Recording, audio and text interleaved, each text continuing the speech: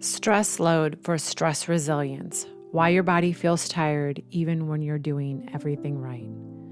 Welcome back to Sipping on Wellness. I'm Kerry, and today we're talking about something I hear from women all the time, especially in seasons like this.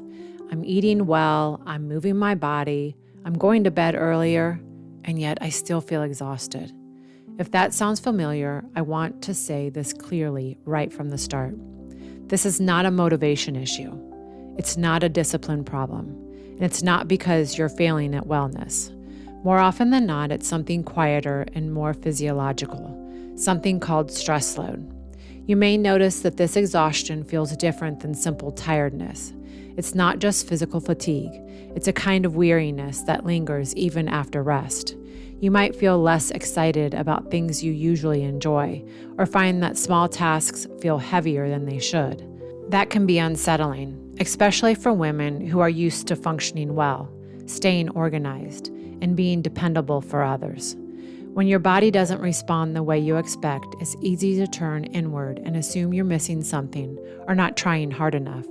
But that assumption adds another layer of pressure, another quiet stressor that compounds the problem. This is why understanding what's happening physiologically matters so much. When we can name what the body is responding to, we can stop personalizing symptoms that were never meant to be interpreted as failure. Instead of asking, "What's wrong with me?" we begin asking, "What is my body responding to?" That shift alone can lower stress load and open the door to real recovery. Before we dive in, a quick word of wisdom before we start. I'm not your doctor, and this podcast isn't a substitute for professional medical advice. I'll share what the research says, what I've learned, and what may support you. But before making changes to your diet or health routine, always check in with a qualified healthcare provider or practitioner. Now let's get into today's episode. I want to talk about why your body can feel worn down, even when your habits look good on paper, and more importantly, how to build stress resilience without pushing yourself harder. Most of us think of stress as something emotional, a hard conversation, a busy schedule, a demanding season, but from the body's perspective, stress is much broader than that. Stress includes inconsistent meals, disrupted sleep, blood sugar swings, chronic low-grade inflammation, emotional responsibility, caregiving, decision fatigue, environmental input, internal pressure, and even self-imposed expectations.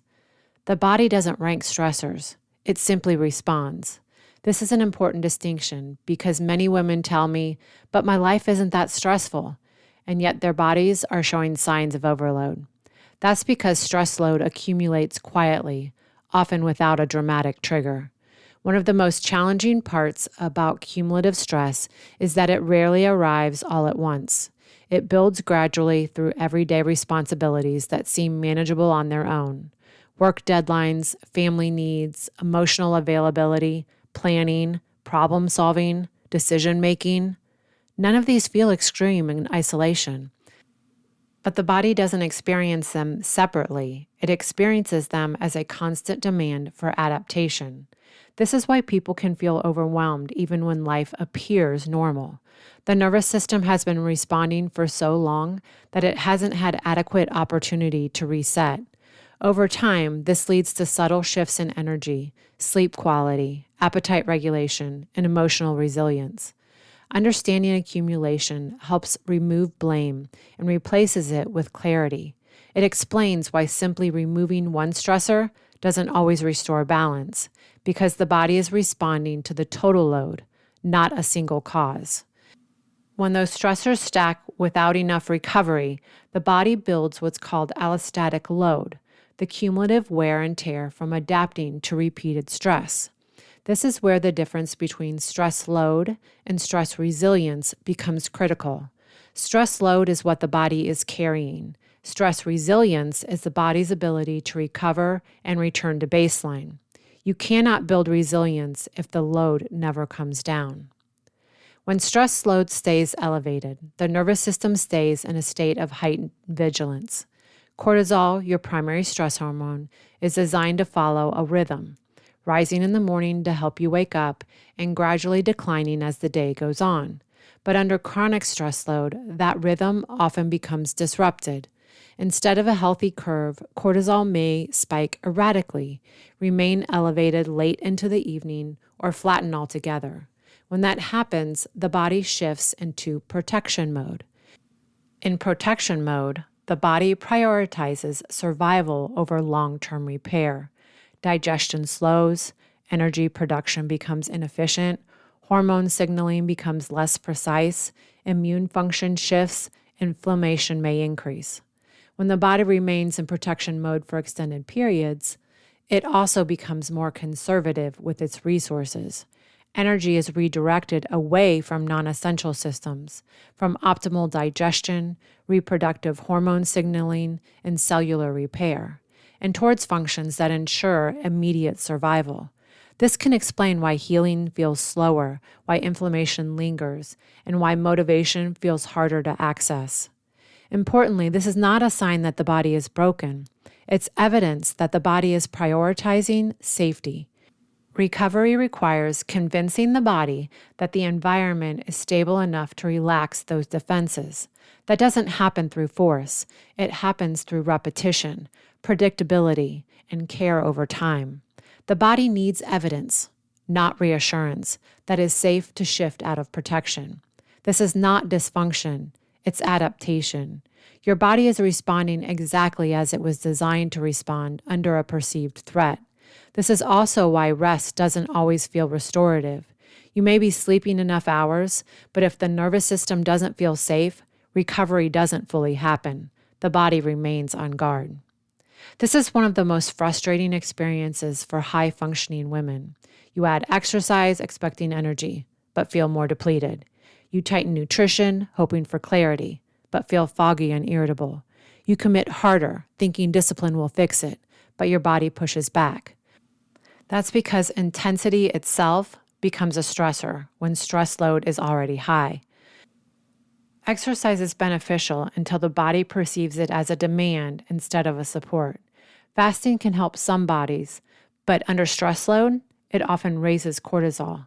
Strict routines can feel stabilizing until they remove the flexibility the nervous system needs to feel safe. The body doesn't respond to effort. It responds to safety and consistency. This is especially important in winter, when daylight is reduced, circadian rhythms are already challenged, and energy conservation becomes biologically appropriate. Pushing harder in this season often backfires. This is where many women become discouraged because the very things they've been told are good for them feel unsustainable. What's often missing from those conversations is context. Healthy inputs must match the body's current capacity. When capacity is low, the same input can feel like strain instead of support. This doesn't mean exercise, structure, or intentional nutrition are wrong. It means they may need to be scaled, softened, or temporarily adjusted. Health is dynamic. What supports resilience in one season may overwhelm it in another. Recognizing this allows you to adapt without abandoning your values or goals. Flexibility, not rigidity, is what allows the body to rebuild strength. Stress load rarely announces itself loudly. More often it whispers. You might notice that you wake up tired even after a full night of sleep, that you rely on caffeine just to feel functional, that you feel wired but tired, alert but depleted. That cravings increase, especially for sugar or quick energy, that digestion feels unpredictable, that your mood feels flat or reactive, that motivation feels harder to access. These are not failures. They are signals asking for support, not correction. Another often overlooked sign of elevated stress load is emotional reactivity or emotional numbness. Some people feel easily overwhelmed or tearful, while others feel disconnected or flat. Both are protective responses. The nervous system either amplifies signals to get attention or dampens them to conserve energy. Neither response is permanent, and neither defines you. They simply indicate that the system is asking for care. When we respond with curiosity instead of judgment, we create space for the body to recalibrate. Awareness itself can be deeply regulating. Stress resilience isn't built through hacks or optimization. It's built through predictable, supportive inputs that signal safety to the body. Consistent nourishment is foundational. Skipping meals increases stress load because low blood sugar is perceived as a threat. Regular meals with protein, carbohydrates, and fats reduce cortisol demand and stabilize energy. Sleep timing matters more than perfection. A consistent sleep window supports hormonal rhythm more than sporadic catch-up sleep. Gentle movement builds resilience. Walking, mobility work, and light strength training support circulation and glucose uptake without overstimulation. Overtraining depletes resilience. Light exposure matters. Morning light helps regulate cortisol. Evening darkness supports melatonin. Even small adjustments improve recovery. Routines help to reduce decision fatigue. Simplicity is not laziness, it's nervous system support. It's also important to remember that resilience is not built through dramatic change. The nervous system responds best to familiarity. Eating similar meals, maintaining consistent routines, and repeating simple behaviors create safety through predictability. This is why starting over can feel exhausting, while staying steady often feels grounding. In winter especially, simplicity is supportive. Fewer decisions, fewer variables, fewer extremes. This doesn't mean stagnation, it means consolidation.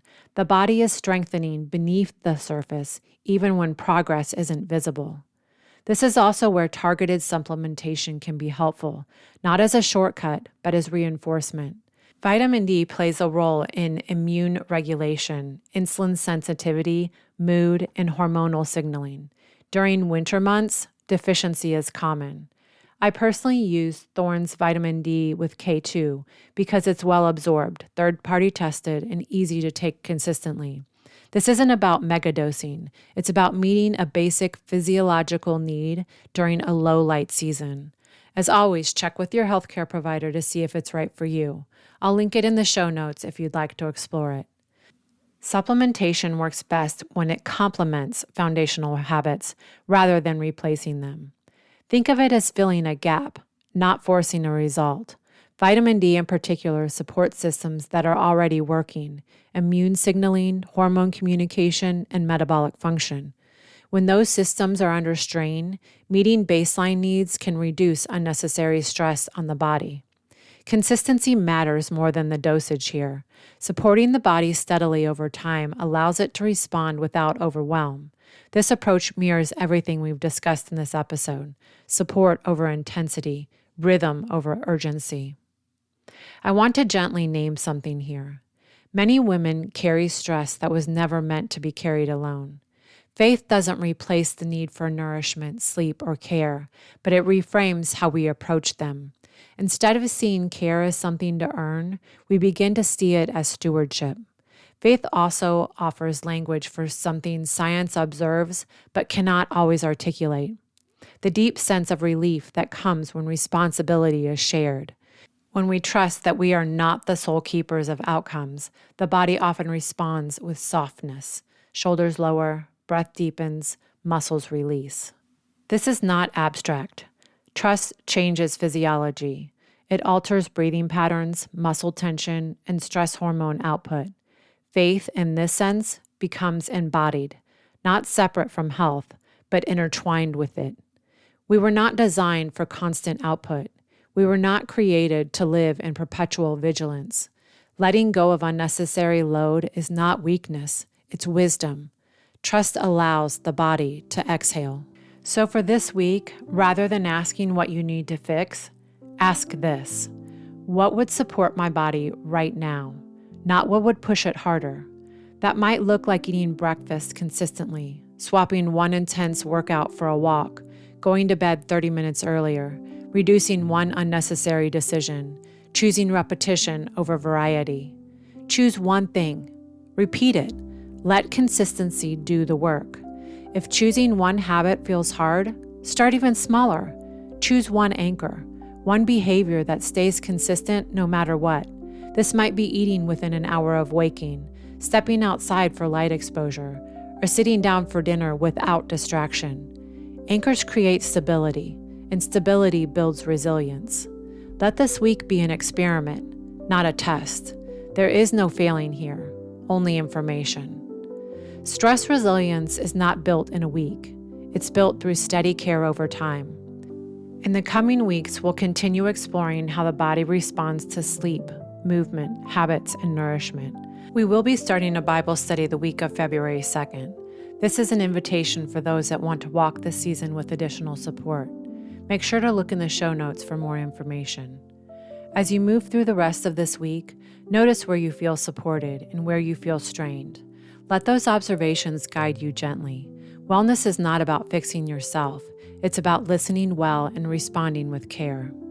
So until next time, friend, stay nourished, stay cozy, and choose wellness, one gentle pause at a time.